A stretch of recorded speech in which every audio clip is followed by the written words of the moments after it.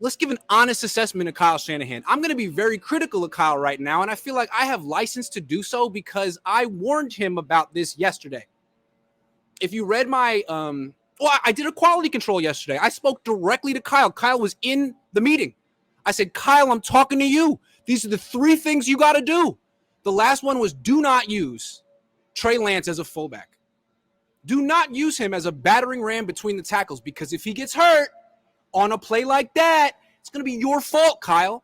And guess what? Kyle did it 3 times in the first quarter plus, as if to shove it in my face. I'm sure he didn't read my article, but it almost felt like, oh, you think I shouldn't do this? Well, watch me do it over and over and over and over and over and over and over again. And so what happened? The most predictable outcome you could think of. And a very, not a tragic outcome, because he'll probably come back, but a terrible outcome. Kyle could have potentially ruined Trey Lance's career before it started. And I told him, don't use him that way. So let's talk about it. Obviously, you have to run Trey Lance. And afterward, Kyle Shanahan was very defensive and snarky when asked about why he called the plays he did. And I asked, why did you feel on 2nd and 8, that early in the game, when your running backs were running well, why did you feel compelled to call a quarterback run between the tackles in that situation? And he looked at me, because Kyle hates being questioned, even when he does ridiculous stuff. And he looked at me and he said, would it have been better if it had been 2nd and 4? Kyle, Trey Lance just broke his leg. Don't be snarky with me. That's a fair question. I'm sure Trey Lance is wondering it too. What were you trying to gain on 2nd and 8 in the second quarter running Lance between the tackles? 4 yards? You can't tell me you thought you were going to get a first down running quarterback power. It's not like a draw. There's no deception. It's just, it was a zone read, whatever. You ran in between the tackles on 2nd and 8 to get 4 yards? Hey, if you were losing, if it was to get a touchdown, if it was 3rd down to get a first down, I get it. You got to do that. But get 4 downs on 2nd and 8, potentially lose your quarterback for the year. Where is your risk-reward analysis? So obviously Kyle Shanahan made a huge mistake. His decision-making is terrible. We've talked about that. But I think what's too bad is that he showed no real remorse after the game. He was just defensive and snarky.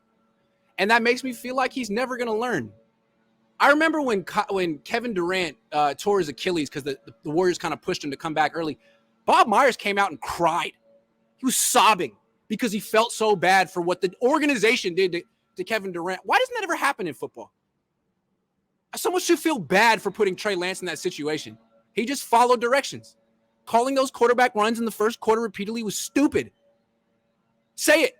I was a mistake. That's my bad. Because, Trey Lance has started 4 games. You got him hurt twice, Kyle, using him as a battering ram. The second one was catastrophic. You got RG3 hurt. You ruined his career. Every quarterback you coach gets hurt. Most of them. And what's crazy is the way the league has evolved, all the rules are oriented to protecting quarterbacks.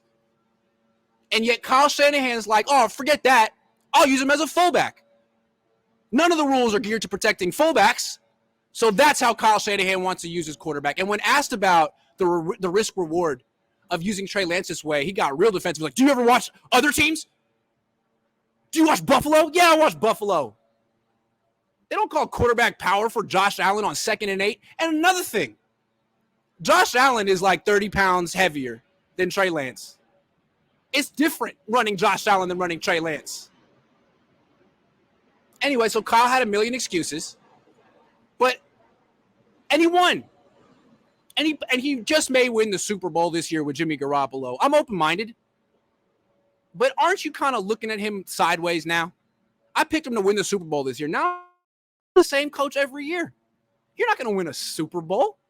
You're going to make the same mistakes every year.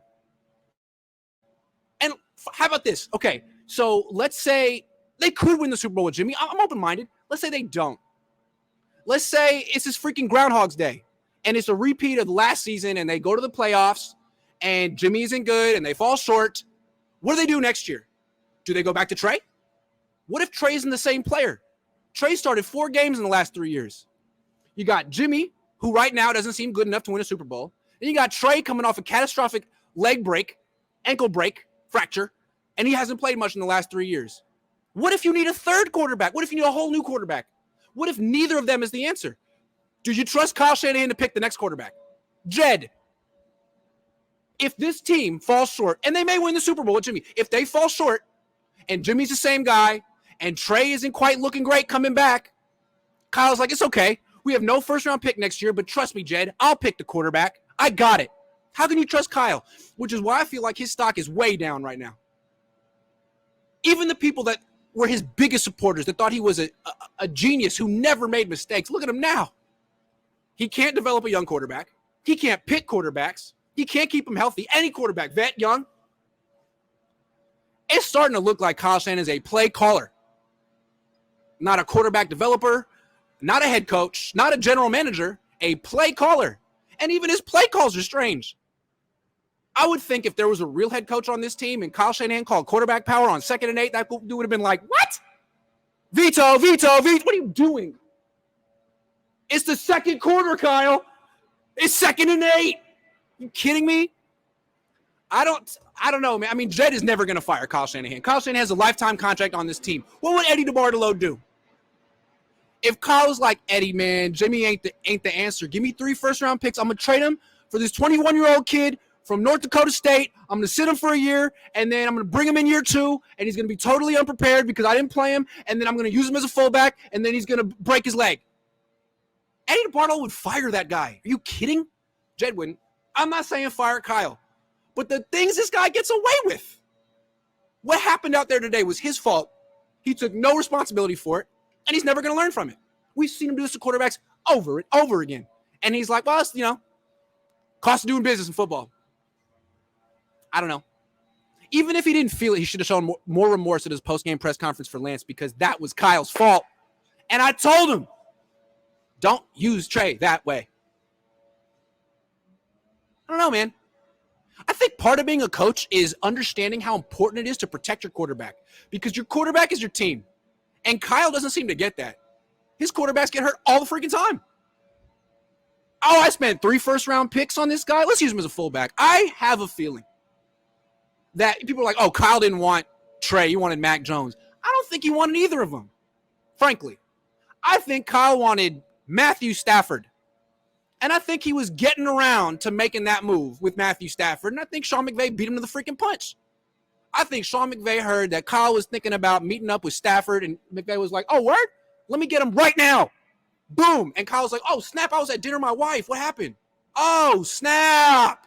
Now he's on the Rams. What do I do? Oh, it's cool. I'll get Deshaun Watson. Oh, wait. That's not an option. Oh, it's cool. I'll get Aaron Rodgers.